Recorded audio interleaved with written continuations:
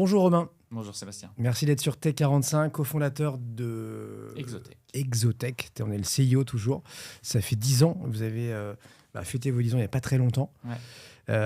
Bon anniversaire avec un peu de retard. 2015, donc tu t'es imposé comme l'un des leaders mondiaux de l'automatisation des entrepôts, donc avec Skypod. J'avais 14 000 unités, mais il y en a peut-être plus maintenant. Non, le chiffre est, Le chiffre est encore à date, continue de ok. produire. Donc déployé sur plus de 200 sites à travers le monde. Ouais. Ils ont fait des dizaines de millions de kilomètres. Et récemment, vous avez changé d'échelle avec un nouveau siège et usine chez toi, donc dans le nord, à Wascal. Tout à fait. C'est près de Lille, c'est ça? Wascal, c'est juste à côté de Lille, ça fait C'est une- partie de c'est la une banlieue. métropole lilloise. Ok. Ouais. Donc vous avez changé d'échelle avec Imaginarium, on va y revenir. Tu as ton siège usine qui regroupe donc R&D, production et opération, et qui vient du coup remplacer d'un coup d'un seul une demi-douzaine de sites que vous aviez jusque-là. Et là, boum, dans 25 000 m², il y a tout qui rentre. On met tout le monde, tout à fait. Bon, j'ai raté l'inauguration. On aurait pu tourner ça là-bas, mais tu sais maintenant qu'on est passé aussi à la vidéo, c'est toujours un peu plus lourd. Donc merci d'avoir fait le déplacement jusqu'à Paris, mais ça se fait bien. On va revenir sur cette success story, moi qui me fascine, puisqu'on est sur finalement l'autre thème chaud.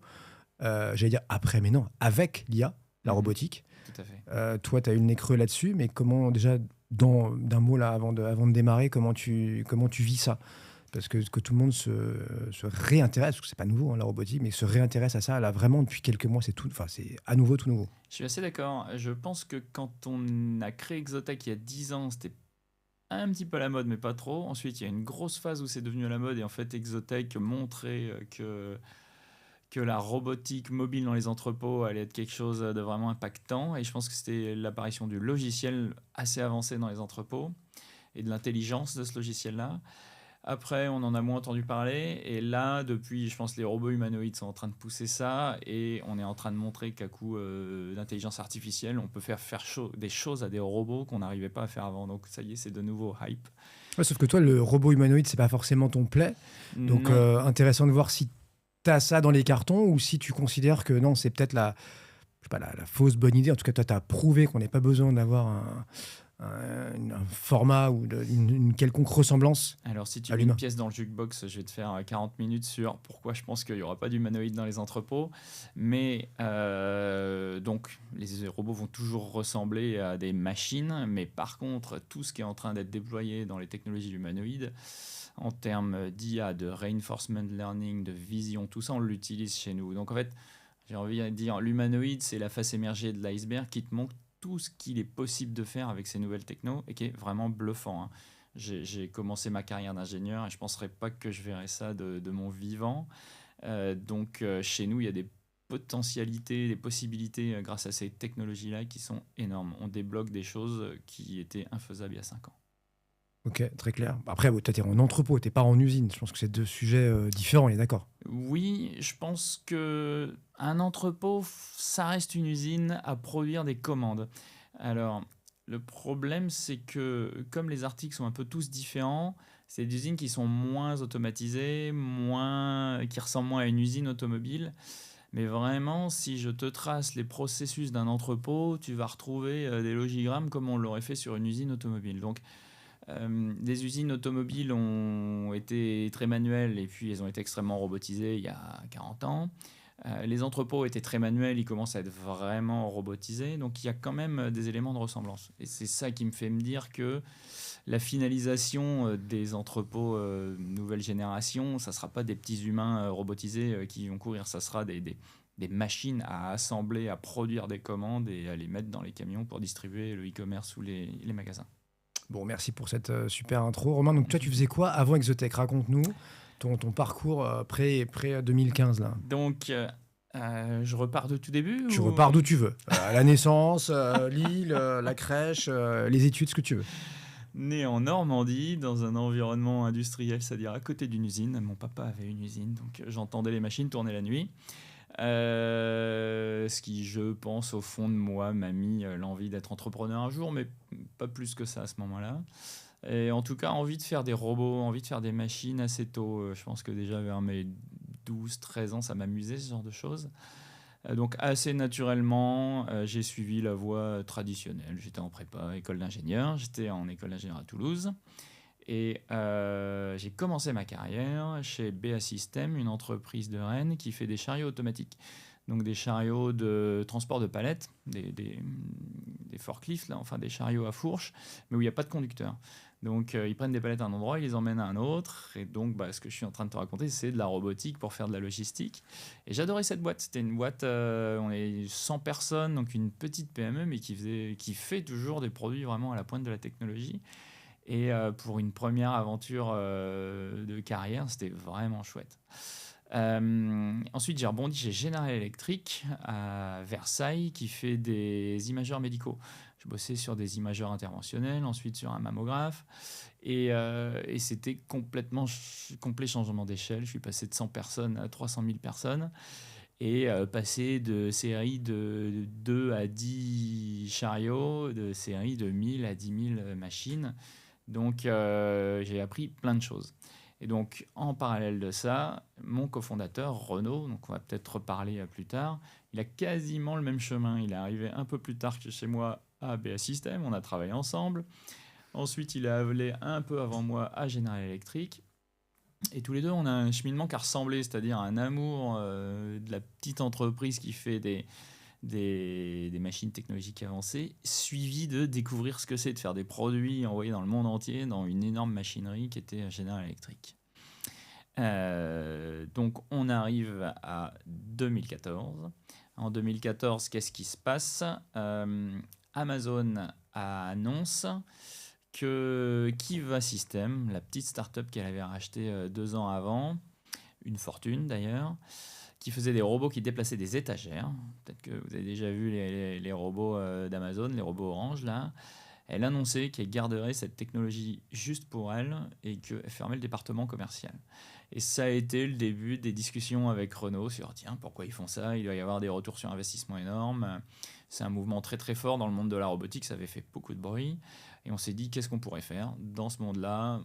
Qu'est-ce qu'ils sont en train de prouver? Qu'est-ce qu'on peut faire avec de la robotique? Et puis on a commencé à délirer comme des ingénieurs fous, à avoir l'idée d'un robot finalement qui montait sur les racks, parce que le Skypod c'est ça, c'est un robot, il se balade au sol et à un moment il attrape un petit robot qui fait la taille d'une valise. À un moment, il attrape le rack, les étagères de stockage, et puis il va monter jusqu'à 14 mètres de haut, sortir un bac, redescendre et l'amener aux opérateurs en dehors. Donc, le sens du système qu'on voulait faire, c'est de dire à l'opérateur, reste ici, il y a un petit robot qui va aller chercher ce dont tu as besoin et te le ramener pour éviter de faire 15 km par jour. Donc, c'était le même principe que ce que faisait Amazon, sauf qu'Amazon, le robot restait au sol et nous, on voulait faire des robots qui montent jusqu'au plafond pour arriver à remplir l'entrepôt de bacs. Donc, ça te fait des systèmes très denses. Donc eux, ils étaient 100% horizontal et toi 100% vertical, ou Ouais. le tien aussi Alors, horizontal et vertical?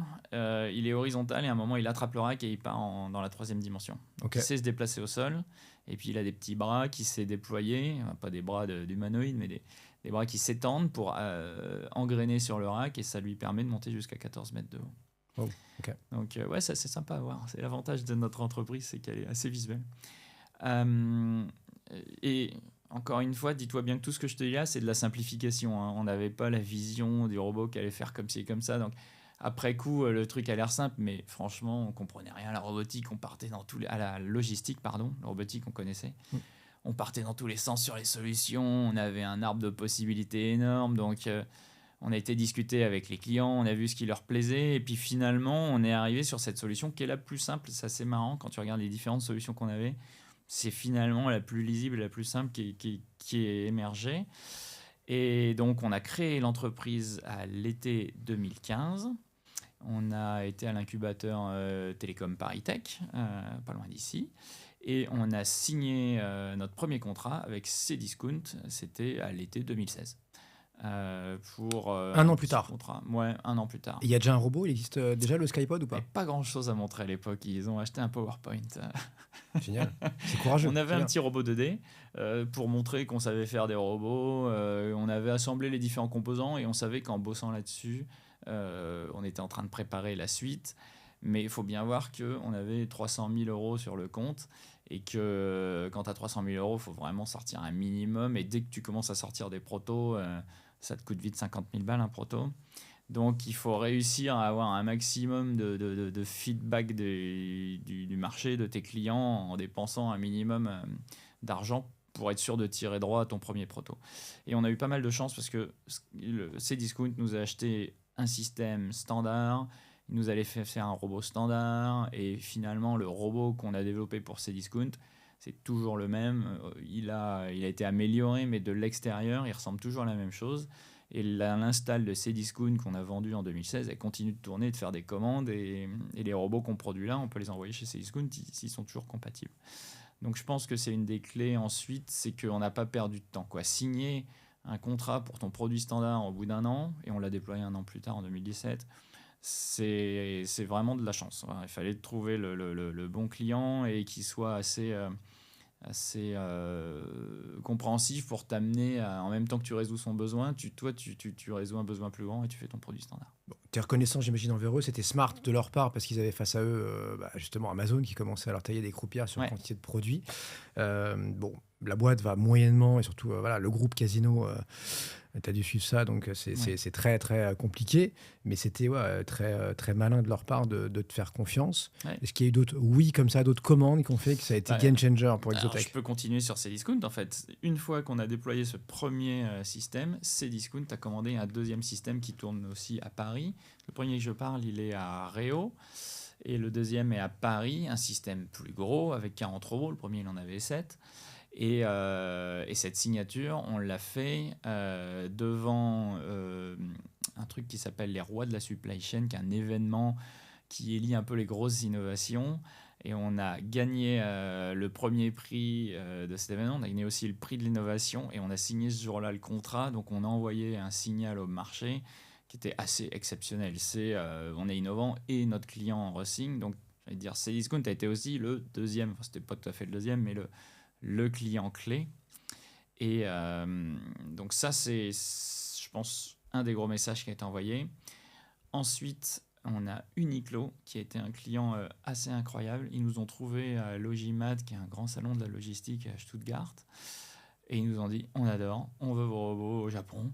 On a dit, bon, on va peut-être quand même les déployer en Europe d'abord. Donc on a fait un système pour eux aux Pays-Bas. Et dès que le système il est rentré en production, il fait, OK, vous venez au Japon. Et on a des systèmes à 500 robots, 2 systèmes à 500 robots qui tournent pour Uniqlo au Japon et qui livrent leur magasin. Donc un pays qui normalement est très dur à rentrer à l'export quand on part d'Europe, il était plutôt facile pour nous avec immédiatement des grosses références. Donc Uniqlo nous a fait apparaître comme grand, solide, digne de confiance et fait rentrer au Japon. Un Français, oui, dans la robotique, certes, il y a eu des exemples avant toi, des Naoé Pepper d'Aldébaran et sûrement plein d'autres que tu as en tête, où vraiment il y a aussi une French touch dans la robotique. Ouais. On pourrait en faire 3 quarts d'heure aussi. Mais voilà, encore une fois, un Français, une jeune start-up scale-up aujourd'hui, licorne, qui vient équiper des Japonais qui sont automatisés depuis mais des dizaines d'années. Moi, je trouve que le symbole est juste incroyable et j'imagine que derrière, toi, ça te fait une carte de visite de folie. Oui, tout à fait. Il y a eu une conférence de presse de Uniqlo où j'ai rappelé une anecdote que Uniqlo m'avait rappelé, c'est qu'ils avaient les larmes aux yeux quand ils ont ouvert leur magasin à Opéra parce qu'ils ouvraient de la fashion en France. Ils avaient vraiment cette fierté-là. J'ai dit, écoutez, vendre de la robotique à des Japonais, ça fait plaisir aussi. Donc oui, mondialement, pareil, on envoyait un signal que notre technologie, elle était fiable. Si tu vends à un Japonais, c'est que tu es fiable. Donc, Cdiscount, Uniqlo, on pourrait en citer d'autres, Gap, Decathlon, Carrefour, Pepsi, Renault. Enfin, j'arrête la liste, mais il y en a un sacré paquet. Ouais. Toutes les grandes marques, enfin pas toutes, mais je veux dire, nos clients sont des grandes marques du retail, soit en magasin, soit en e-commerce, soit pour de la pièce détachée, en alimentaire. Donc oui, quand on regarde notre liste, on retrouve des marques qui sont très connues. Bon, alors pour celui qui n'a jamais visité un entrepôt, raconte-nous, là, ça se passe comment? Si tu devais expliquer Skypod, Ouais. aujourd'hui ou il y a 10 ans, mais j'ai l'impression que ça a évidemment évolué. Il y a eu des V2, V3, V4, mais emmène-nous là. Donc, je pense que la principale différence entre ce qu'on fait maintenant et ce qu'on faisait il y a 10 ans, on vendait juste le système avec sa petite flotte de robots, son rack de stockage, et puis des gens qui bossaient sur les stations pour préparer les commandes. Donc maintenant, on vend des entrepôts complets. Donc du coup, je vais t'expliquer un peu comment fonctionne un entrepôt complet. Je pense que ça va, j'espère, mettre les idées en place. Euh, un entrepôt complet, tu le livres avec des camions, ils te livrent des palettes sur lesquelles tu as des boîtes, et dans les boîtes, tu as des articles. Tu cherches, par exemple, faire du e-commerce. Ce qui veut dire que ton client, il t'a passé commande de un téléphone, une coque de téléphone. Il faut que tu retrouves ces deux unités pour les mettre dans un même colis pour lui envoyer. Mais ça, c'est il y a 2 millions, 3 millions d'articles dans ton entrepôt. Donc, si tu essaies de faire ça à la main, il faut trouver la bonne étagère, trouver le bon truc. Et donc, tu as vite fait de faire 15 km. Sur un entrepôt robotisé, tel que Exotech peut le faire, tu peux avoir un système qui te décharge les palettes de ton camion, un système qui prend, qu'on appelle un dépalettiseur, qui sort les boîtes une par une de la palette, un système qui va ouvrir la boîte, qui va la poser sur un plateau qui va être stocké dans notre armoire automatique. C'est là que nos robots commencent à entrer en jeu, c'est eux qui vont prendre le plateau et le stocker. Plus tard, quand ton fameux client va passer commande de un téléphone, une coque de téléphone, dans notre système, un robot va aller chercher un bac avec les téléphones, un robot va aller chercher un bac avec les coques de téléphone. Il ramène à tes préparateurs de commandes qui prélèvent la coque, le téléphone, qui le mettent dans un carton qu'on a on a pu former un carton à la bonne taille. Ce carton ressort, toujours sur les robots. On ferme le carton avec une autre machine. Il y a un robot qui recrée une palette en posant ses boîtes. Et il y a un autre robot qui le met dans le camion. Donc, tu as une suite de process comme ça, avec toujours au centre notre Skypod qui est ces flottes de robots qui va être un peu la ruche où tout se passe. Mais on va traiter aussi tous les process d'arrivée dans l'entrepôt et de sortie de l'entrepôt. Et c'est pour ça, là, dans ce que je te raconte, tu vois que c'est quand même une grosse usine, quoi, qui fait des séquences les unes après les autres avec un objectif de sortir un maximum de commandes, quoi. Bon, je me dois quand même de me faire l'avocat du diable. On va Vas-y. dire qu'avec un peu à l'image de l'IA, là où on se fait peur depuis quelques mois, quels sont les humains qui restent encore dans la boucle dans ton système là? On a Ouais. l'impression qu'à part le camion autonome à la rigueur, Donc, qui n'est pas encore autonome, mais ouais, tu vas avoir des humains sur le picking, c'est-à-dire prélever les articles, prendre un nounours et une chaîne de vélo dans un bac, c'est quand même pas facile. Donc c'est des choses où on sait robotiser, on a du picking automatique si c'est des boîtes rectangulaires ou des choses qui se prennent bien. Et il y a des choses qui continuent de résister et où les opérateurs sont les meilleurs à ça. Tu vas en avoir sur toutes les opérations à valeur ajoutée. Je sais pas, dans le luxe, en fait, tu as plein de contrôles qualité, tu as plein d'opérations qui sont vraiment humaines. Donc, les robots et les machines vont intervenir sur les flux de matière, sur le transport, sur quand il faut désassembler des choses, les réassembler. Mais sur tout ce qui est qualité, contrôle, valeur ajoutée, là, c'est les humains qui restent. Mais je vais pas. C'est pas la peine de mentir. En fait, l'IA est en train de craquer des choses, encore une fois, que je disais je ne pensais pas qu'on pourrait craquer. Avec la vision et avec les capacités de manipulation qu'on développe sur les nouvelles générations de robots, oui, il y a un certain nombre de choses qui vont pouvoir être automatisées. Et en fait, nos clients, quand ils viennent nous voir, souvent c'est parce qu'ils ont un problème de main-d'œuvre. c'est-à-dire qu'ils n'arrivent pas à recruter, ils n'arrivent pas à retenir Ouais, leurs ils ouvriers, c'est n'arrivent pas à quoi? recruter et ils ont des rotations de folie. Les gens restent une semaine. C'est quand même des boulots qui sont difficiles hein, quand il faut faire 15 km par jour, quand il faut faire des tâches répétitives. En fait, toute tâche qui ressemble un peu à une machine, les gens n'ont pas envie de faire ça. Donc, c'est assez naturellement que ils n'arrivent pas à trouver les gens pour le faire et ça va vers l'automatisation. Mais j'ai jamais de client qui est venu me voir en disant on va automatiser pour virer la moitié des gens. C'est plutôt ma croissance, j'arrive pas à la digérer. C'est impossible de trouver des gens. Je mets 3 semaines à les former et il reste une semaine. Donc c'est ingérable. Il faut des systèmes avec plus d'efficacité. Enfin, il faut que tes opérateurs travaillent plus vite, puisqu'ils sont limités, et il leur faut des bonnes conditions de travail pour qu'ils restent. Ça, c'est vraiment hyper important dans ce qu'on fait. Tu as fait 340 millions d'euros de chiffre d'affaires l'an dernier. Ouais. Sur combien tu tables, ou en tout cas, ou quelle croissance cette année? Est-ce qu'il y a des zones qui sont plus booming que l'autre là? Ouais. Raconte-nous. Alors, le marketing m'a dit, tu ne donnes pas les chiffres du futur, donc je tiens. Mais un peu la dynamique mondiale. On a tous les marchés qui sont en croissance. Il y a quand même eu un événement central l'an dernier, c'est Trump et les tarifs qu'il a annoncés en février, mars. Parce que tes robots devaient être taxés à combien, toi? On 25? se prend 20% quand 20%. on va aux États-Unis. Ok. Donc il y a des effets sur notre supply à nous, il faut la réorganiser, il faut faire des choses en local. Donc on va dire ça crée un peu de remous, mais Exotech s'adapte, quoi. On a une supply internationale, on fait ce qui va bien. Mais je pense qu'en fait l'impact qu'il a le plus eu, c'est plus sur la supply de nos clients. Puisque en fait dans notre monde du retail, on a des clients qui achètent partout dans le monde. Donc si d'un seul coup ils se prennent 50% de taxes sur des choses qui arrivent, pareil, eux ils sont en refonte, mais encore vraiment plus profonde que nous. Donc on a bien vu des clients qui en fait ils attendent que ça se stabilise. Je pense, on va pas parler de politique, mais quand on fait des choix comme ça géopolitiques pour amener des entreprises à faire des choix de réorganisation, il faut avoir un plan, il faut que ça soit stable en fait. Et donc tant qu'il n'y a pas une stabilité en vue, les gens ils attendent que ça stabilise et ensuite la supply se réorganise en fonction de ça. Donc il y a des gros projets qui auraient pu être faits l'an dernier et qui recommencent cette année, maintenant que ça se stabilise, donc qu'on peut shifter cette année. Parce que les US, ça représente quoi pour vous? C'est la moitié du chiffre d'affaires les US. Ouais, ça a vite grossi, tout est plus gros aux US, donc c'est pas la moitié des deals, c'est pas la moitié des projets, mais c'est la moitié du chiffre parce que par nature, ouais, quand on vend des systèmes à 5, 10, 20 millions en Europe, on va vendre des systèmes à 20, 30, 40 millions aux États-Unis.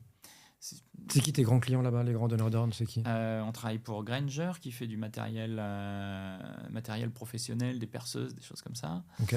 On travaille pour Pepsi, on travaille pour The Gap, on travaille pour Uniqlo aussi, puisqu'on a des clients internationaux. Donc pareil, un petit peu toutes les grandes marques, certaines ne sont pas connues en Europe, mais c'est des grandes marques aux US, quoi, de Et toi, général. tu t'occupes de quoi là? Ça va être la fourniture de ces robots et le suivi derrière, l'opération. Ça va être, est-ce qu'il y a des travaux à faire, de la maintenance à faire dans l'entrepôt parce que tes Skypods ne peuvent pas évoluer dans n'importe quel environnement? Donc l'entrepôt est au client et nos Skypods s'installent dans un entrepôt standard. Donc le client, on va lui dire fais-nous de la place et vérifie que ton sol il est propre et ça c'est ton job, quoi.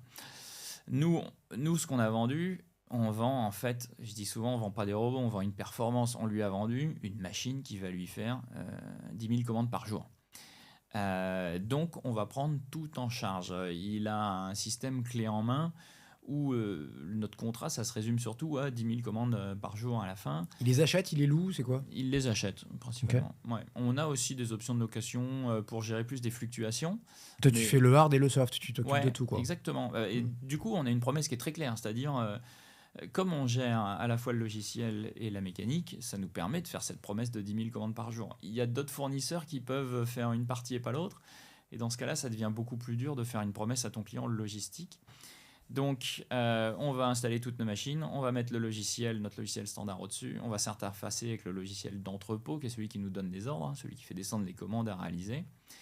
Et puis ensuite, c'est des projets où on est payé au fur et à mesure du projet, mais on a les paiements finaux quand on prouve que ce système fait 10 000 commandes par jour. Et ensuite, on le maintient. Donc, le client, il paye j'essaie de ne pas faire du franglais, un recurring fee, tant pis, annuel. Et avec ça, on va lui garantir que ça continue de faire 10 000 commandes par jour. Donc, on a notre technicien de maintenance, on s'occupe des pièces détachées, on s'occupe de montée de version logicielle pour que ça soit à jour. Et donc, on a une base installée nickel de laquelle on prend vraiment soin. Je peux te dire combien de commandes a fait hier. C'est Discount, le premier qu'on a vendu en 2016, quoi. Il est toujours à jour. On sait quel robot, à quelle configuration et quelles sont les gammes de maintenance à faire dans le mois à venir. Donc, tu as l'abonnement annuel plus une sorte de rémunération à la performance? Alors, oui, c'est des Il y a rémunérations. deux volets? Ouais, elles varient. C'est des rémunérations qui varient en fonction de l'utilisation du système. Ok. Donc, plus Comme tu ça. vas shipper, enfin plus tu vas aller Ouais, exactement. chercher des produits en Ce qui entrepôt. permet, si notre client, la justification, c'est que si notre client il a une baisse de charge, nous, généralement, il y a moins de travail de maintenance à faire. Donc, on s'ajuste un peu à sa charge pour qu'il retrouve toujours son même retour sur investissement. C'est quelle région que tu dirais qui est la plus robot-friendly là, en 2026? L'Europe est bonne en fait, hein. On a euh, le Japon est quand même très robotisé à cause les choses qui influencent le taux de robotisation, c'est les gens et l'espace.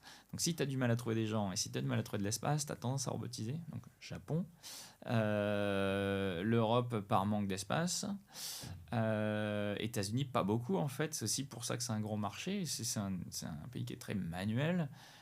Mais ils commencent à avoir les mêmes problèmes de main-d'œuvre et de pression pour trouver les gens, donc ils ont besoin de viser. Bon, eux, par contre, ils ont plus de place. Ouais, je pense que c'est ces pays-là. Ouais. Bon, on parle finance dans une seconde avec notamment c'est votre dernière levée commence à dater là, 2022, série Ouais. D, Ouais. de plus de 300 millions de dollars à l'époque, enfin on va dire 300 millions d'euros aujourd'hui, avec une belle valo à 2 milliards. Il y a eu d'autres événements capitalistiques depuis ou pas là? Non, principalement parce on brûle pas beaucoup d'argent. On a juste notre budget en fait chaque année pour brûler un petit peu, pour investir, pour avancer, pour grossir. Mais on l'a juste pour pas avoir la pression. Donc il n'y a pas de besoin de relever de l'argent en ce moment. Et puis je pense C'est-à-dire pas quoi, finir par vous êtes investir. rentable ou pas? Pas encore, mais on Non? ne crame pas grand-chose. Bah, je t'ai pas laissé finir, donc pas besoin de relever. On n'a pas besoin de relever. La prochaine étape, ce sera quoi alors? On peut continuer à grandir et un jour nos investisseurs ils diront sûrement bon bah allez on revend à quelqu'un d'autre, mais il n'y a pas de pression pour l'instant. Et On revend quoi? On revend la boîte, on revend nos parts, on revend. leur part, ouais. Ok. Ça tourne. Vous êtes IPO ready ou c'est pas le. On construit tout pour être IPO ready, mais Exotech c'est une entreprise qui, de par notre business, faut faire une certaine taille. Si on allait IPO maintenant, on prend des gros projets. Donc il faut atteindre une masse critique avant d'être IPO. Mais par contre, tout ce qu'on fait, c'est pour être IPO ready. C'est quoi la masse critique? 1 milliard par an? Plus gros. Plus gros qu'un milliard par an? Non, plus gros que ce qu'on est maintenant. Ah pardon, ok, excuse-moi. Non, je donne pas de chiffres. Mais par exemple, on a implémenté un nouvel ERP avec pour objectif que ça soit un ERP qui tienne la marée quand on est IPO. Quoi. Ok. On traînait notre ERP d'il y a 10 ans. T'es passé de quoi à quoi alors? Comment? Vous êtes passé de quoi à quoi? C'est SAP notre ERP. D'accord. La référence. Bon. Machine, ouais, quand même. Enfin, SAP, ouais, belle machine. Ça a été pendant quelques trimestres la tech la mieux valorisée d'Europe. Ouais. L'IA, pareil, tu as vu, challenge toutes ces boîtes-là. Hein. Et les Américains compris, hein, Salesforce et compagnie, elles ont toutes perdu entre 20 et 50%. Là. Je pense que l'IA. Il y a de l'excès, tu penses ou pas là? De l'excès? Oui, de l'excès dans la vision du marché, toi, de dire l'IA va tout balayer. Là. Je pense qu'il y a de l'excès dans les valorisations de l'IA et il y a moyen que ça pète. Mais non, je pense qu'il n'y a pas d'excès dans l'impact qu'aura l'IA sur le logiciel. Et quand on me demande l'impact qu'aura l'IA sur les entrepôts, ma réponse, elle est franchement, un entrepôt va toujours ressembler à un entrepôt. Par contre, l'impact de l'IA sur la manière dont une entreprise produit le logiciel, ça va être énorme. Donc, encore une fois, ça va être la partie invisible de l'iceberg qui va changer. Et je pense que je déteste le terme de col blanc et de col bleu, mais c'est les cols blancs que l'IA. Je pense que les gens qui manipulent les choses dans leurs mains n'ont pas à s'en faire. Les gens qui frappent sur un clavier vont plus être impactés. Je pense que c'est là où il va y avoir des choses qui vont changer.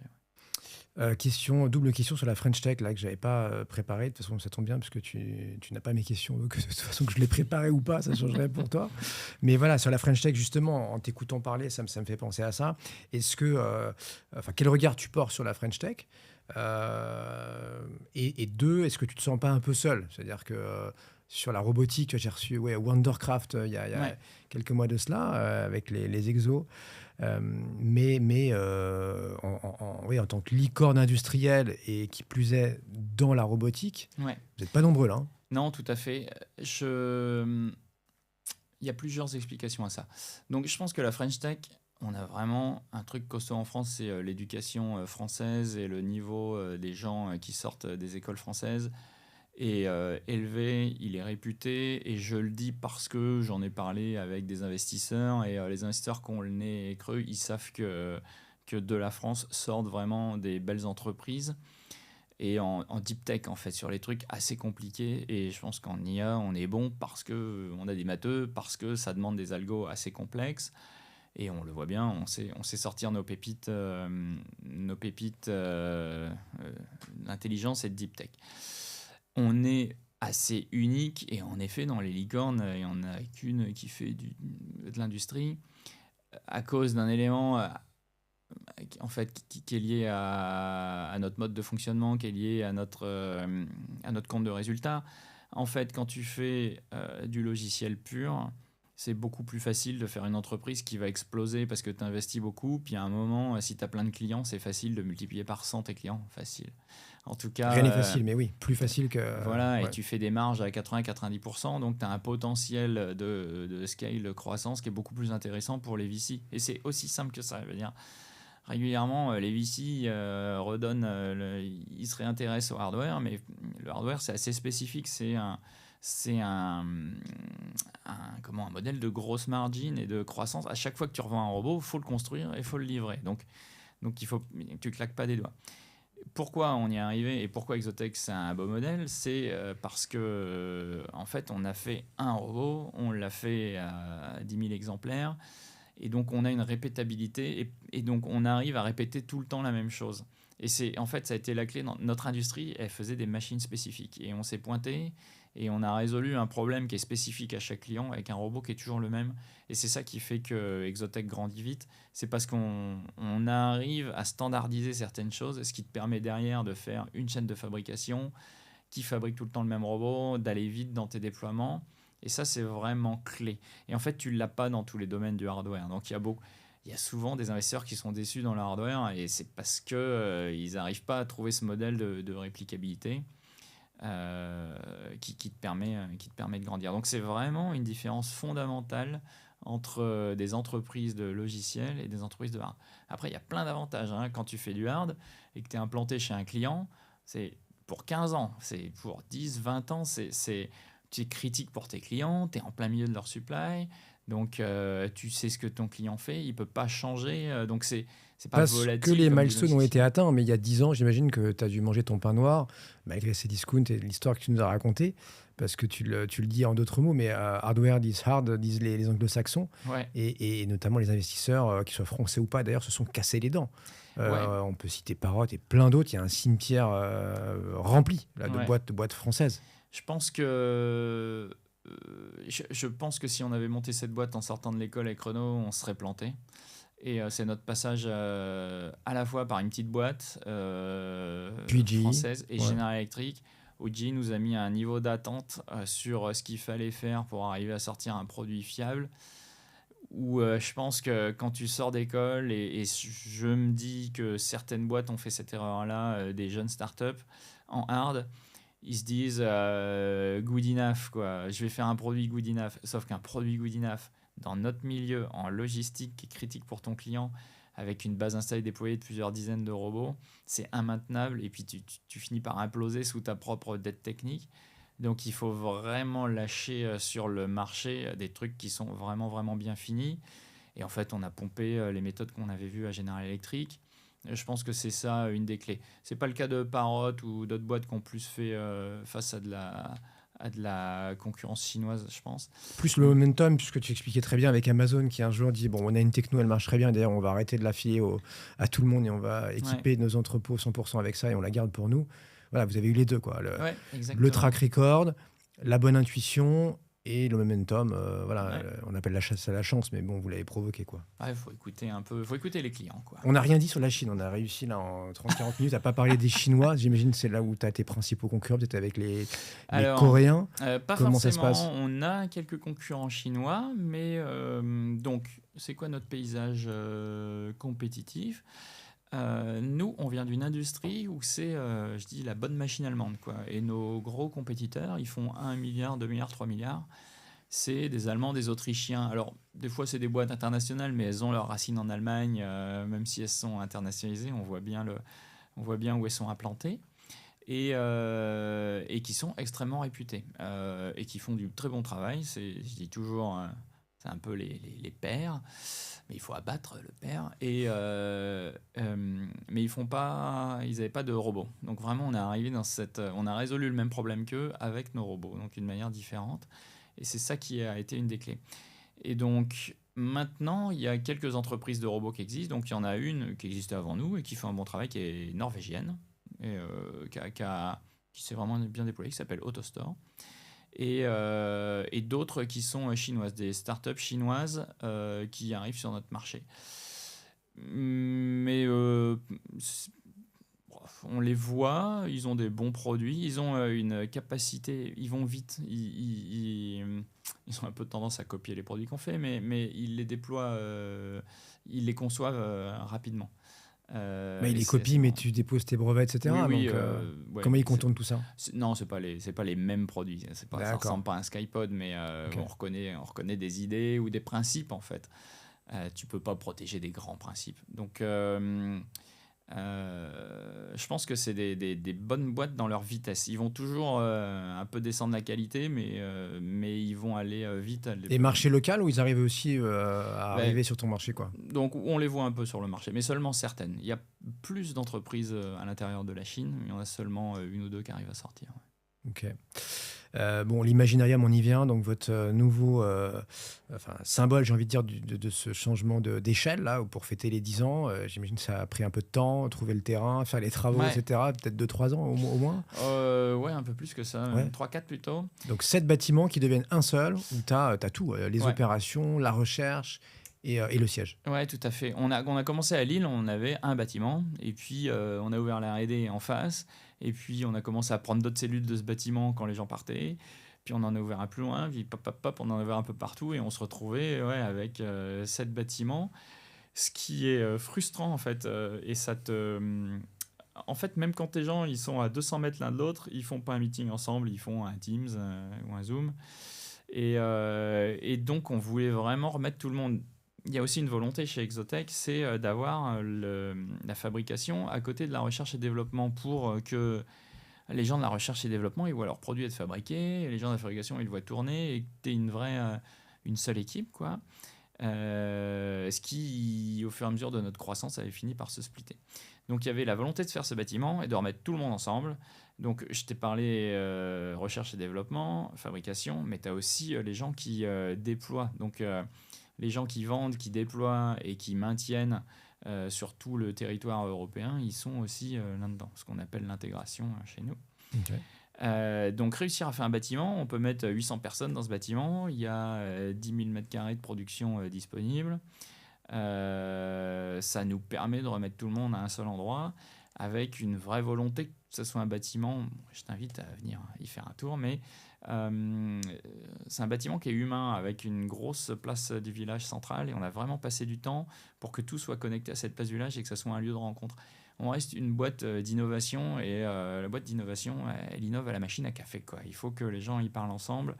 Je suis un grand fan de faut aller travailler au bureau pour faire des connaissances et pour discuter avec les gens plutôt que de rester chez soi derrière son PC. Simplement parce que moi c'est ce que j'aime bien, mais je trouve que ça donne des dynamiques intéressantes humaines et ça on le retrouve. Et donc ça fait quelques mois qu'on y est là et c'est vraiment sympa. Donc toi, tu es plus souvent à Lille, tu es plus souvent à Tokyo, vous avez un Alors bureau là-bas, en je me balade Allemagne, à pas Atlanta, aux mal. US. Je suis basé à Lille, j'étais 3 ans aux US, mais je suis revenu à Lille pour me remettre dans le siège social. Ok. Mais oui, tous les mois, je vais être soit aux US, soit en Allemagne, soit au Japon. Ouais. Je navigue entre les trois divisions, les quatre. Bon, hyper intéressant.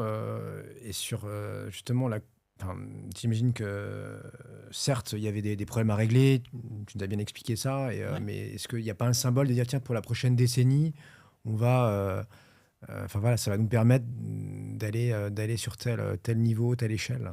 Tu parles du siège social Toujours, ou, ouais. ouais. Ben, je pense que euh, Exotech, depuis 5 ans, s'est passé d'un fabricant de robots à un fabricant d'entrepôt. Un fabricant du Skypod, un fabricant d'entrepôt robotique. Et on a déployé les différents modules. Alors, comme ça reste le robot, le truc central, le truc marrant, on va souvent entendre parler du robot. mais le picking automatique, où tu as besoin d'intelligence artificielle, toutes les couches logicielles au-dessus qui arrivent à te synchroniser un entrepôt complet, elles sont vraiment stratégiques dans notre proposition de valeur. Donc ce bâtiment, quand on invite les clients, c'est aussi pour nous l'occasion de montrer un changement d'échelle. On n'est plus la start-up qui fait des robots, on est une entreprise de référence en vente d'entrepôts robotisés. Et on avait besoin de montrer cette cohérence, quoi. Quand tu montes justement 7 bâtiments un peu partout avec des morceaux, ça se voit que tu es une entreprise qui a grandi et qui est encore jeune.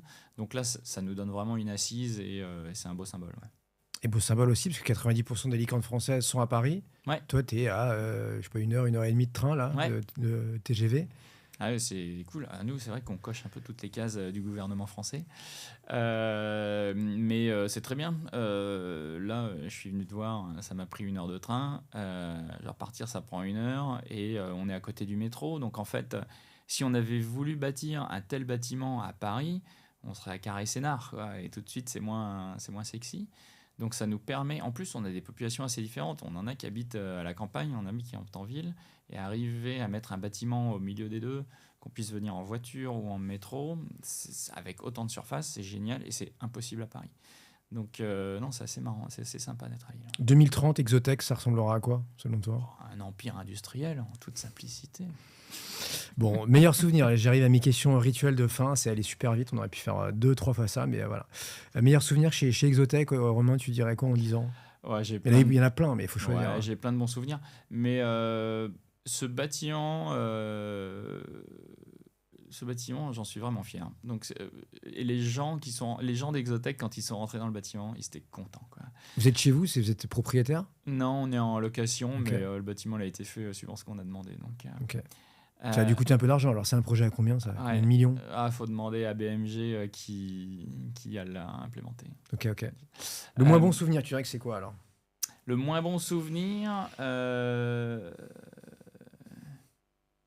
Là, c'est pas, il y en a plein en 10 ans. Ouais, non, pareil, des petits machins. Je pense que quand cette boîte, elle a vraiment vite grandi, l'entreprise, à un moment, on est passé de 500 à 1200, mais en 2 ans, enfin. Et on passe d'une dynamique où on comprend tout ce qui se passe, on est 200, on connaît tout le monde, tout le monde sait tout. Et donc c'est assez clair, c'est assez limpide. Et quand paf, on devient 1000 personnes, ça part dans tous les sens. Et on voit des trucs, on fait, mais pourquoi tu fais ça? Et quelqu'un est en train de faire un truc à un endroit que quelqu'un d'autre est en train de démonter à un autre endroit. Et là, on se dit, mais qu'est-ce qui se passe dans cette entreprise? Et donc, il faut que ça reprenne un peu ses marques, il faut que ça stabilise. Tu fais quoi là? Tu fais pause? Tu fais appel à un cabinet? Comment tu gères ça? Non, on fait tout à la main nous-mêmes, quoi. Okay. On parle aux gens, on essaie de comprendre. Mais sauf que 1200, tu connais plus tout le monde là. Sur 5 continents. Justement, non, mais ça demande de passer du temps avec les gens et de comprendre ce qui se passe. Et de remettre un peu de process, un peu de structure, un peu de redéfinir les scopes de chacun. Toi, tu fais ci, toi, tu fais ça. Tout en gardant son agilité. Donc, en même temps, on se dit, ah merde, ça y est, un truc qui était évident, c'est devenu un process Word qu'il faut suivre. Et donc, ouais, on voit l'entreprise qui change et on se dit, ah, c'est plus la même manière. Et je pense que même moi, en tant que fondateur, c'est un stress. C'est comment j'ai encore pris sur cette boîte? Et puis, ça se remet. Et puis, les couches managériales se mettent en place. Et puis voilà, ça reprend son truc et là, ça y est, ça tourne bien. Ça s'appelle la culture en fait. Ouais, là, on a passé. C'est quoi la culture Exotech? En 3 mots. Pareil qu'on est une secte. Je pense qu'on peut dire culture d'ingénieur. On essaie de renforcer culture client, mais j'ai envie de dire, il faut vraiment tout le temps en mettre des cours, surtout quand tu grossis, parce que ça éloigne tes gens de ton client. Donc on passe aller sur site, manipuler sur nos machines, parler avec les clients, pour que les gens se sentent rattachés. En plus, nous, on a un truc qui est vraiment palpable. Tu as quelqu'un qui est en train de faire des commandes. Donc ça, c'est vraiment un aspect important de la culture.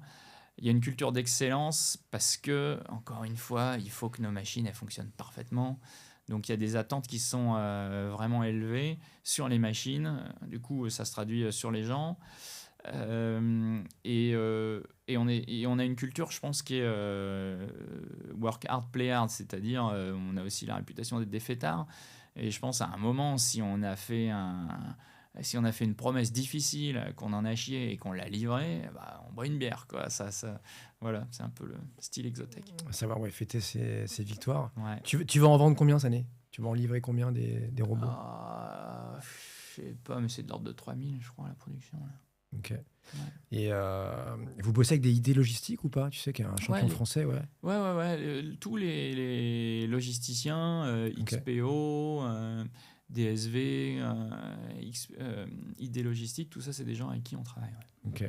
Bon, une personne que je dois inviter après toi, Romain, et qui mettra pas 2 ans, contrairement à toi, à venir sur tes 45.